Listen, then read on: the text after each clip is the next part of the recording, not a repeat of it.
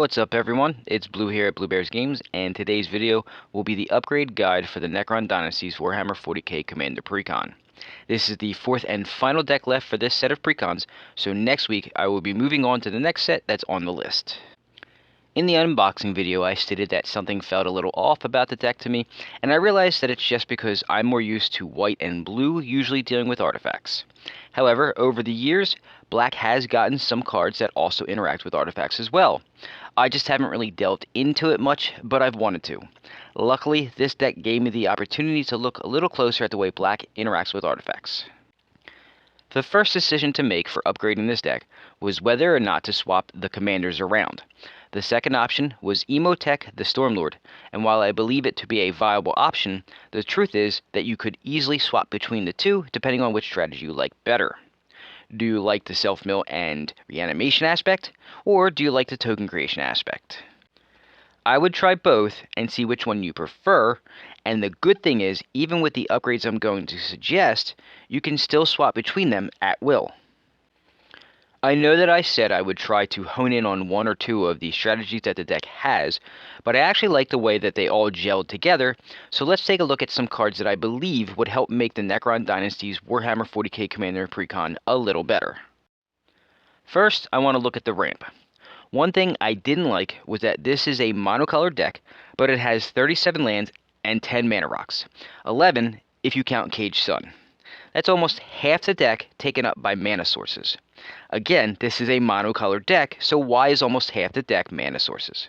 We don't need mana fixing of any kind, and there aren't that many cards above 4 mana value, so I would change this up just a little bit. I would start by swapping in Foundry Inspector and Cloud Key naming artifacts, and removing the Wayfarer's Bauble and Commander's Sphere. As far as ramp goes, mana rocks are good for speeding a deck up, and searching your library for a land and putting it into play is good for deck thinning, but being able to reduce the cost of all of your spells helps you be able to cast more spells per turn in the long run. Then, I would swap in a Throne of Eldraine and remove the Gilded Lotus. I flip-flopped between whether I would make this swap for a bit, but if you're gonna spend 5 mana for a mana rock, Throne of Eldraine is the superior choice. It can tap to add 1 more mana than the Lotus, and has the added bonus of repeatable card draw.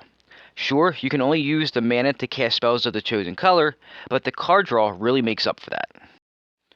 Moving on, I want to show you 4 creatures that I believe would be great additions.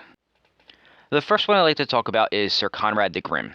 There is a small sub-theme of self-milling to take advantage of the unearth mechanic that a lot of the Necrons have, and Sir Conrad is a good way of dealing damage to each opponent while doing this. This deck is also a combat-based deck as well, so a lot of creatures will die, which also triggers Sir Conrad's ability. Next, I'll suggest adding Liberator Urza's Battlethopter. Having the ability to cast your artifacts as if though they had flash is good for combat tricks, and could possibly help you sneak some cards into play if you need to play around counter magic. The ability that allows Liberator to grow is just a very nice bonus. Another card that I like for the deck is Cyberman Patrol. Cyberman Patrol, in a combat-based deck full of artifact creatures, makes it so it doesn't even matter if your opponents block your creatures in combat. In fact, it may actually hurt them less if they don't in some cases. The last creature I'll suggest is one of our walkers who lost his spark, Karn, Legacy Reforged. Karn is a decent-sized creature for its mana cost, and its ability to help you generate a buttload of colorless mana that doesn't go away until used or the turn ends could prove quite useful over the course of a game. Now, as far as what to remove, I would start with 1 swamp and the Hedron Archive. I stated earlier that I think the amount of mana sources that this deck started with was high for my liking, so removing these won't harm the deck in any way, but the cards added will help immensely. The other 2 cards I'd remove are Lichguard and Darkness. I would remove Lichguard because the deck only has 5 legendary creatures total, and of those 5, 1 is the commander, which won't stay in your graveyard anyway. I believe the Lichguard would fit better in a deck revolving around legendary creatures, but not really in this build. As far as the Darkness, I'd remove it because it's just a one-time fog, which doesn't really seem useful enough to warrant a spot in the deck. Now, there are 2 enchantments I think are worth swapping in, Phyrexian Scriptures and Virtue of Persistence. The Scriptures is potentially a board wipe for all opponents while leaving your board alone, and I feel like it would be much better in the deck than the War in Heaven, which is what I'd remove for it. The Virtue of Persistence helps aid the Reanimator subtheme, allowing you to recur a creature for no cost on each of your upkeeps. Oh, and did I mention it doesn't have to return a creature from just your graveyard? That's why its mana value is so high, because it's worth it. The adventure on the card is just a nice bonus of targeted removal. My suggestion of what to remove is going to make me sound like a broken record if you've watched the other 3 upgrade guides, but I don't care. I'll say remove Night Scythe because I don't like vehicles, and the ones that came in this particular deck I like even less than even the other decks had. One artifact that I would absolutely add is Unwinding Clock. In a deck of mostly artifacts, it can be quite good. It will untap your creatures every turn, essentially giving them a sort of vigilance effect.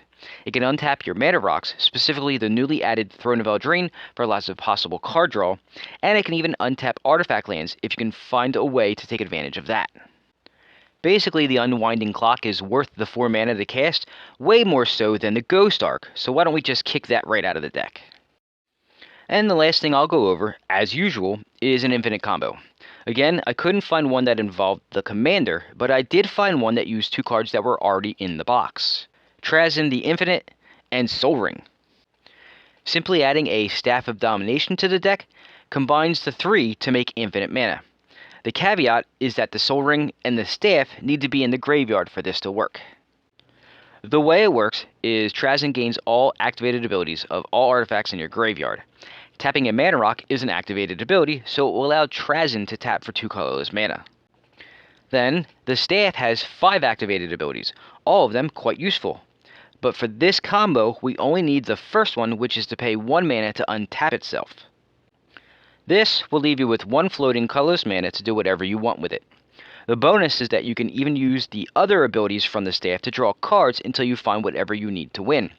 I hear that Torment of Hellfire is a great finisher.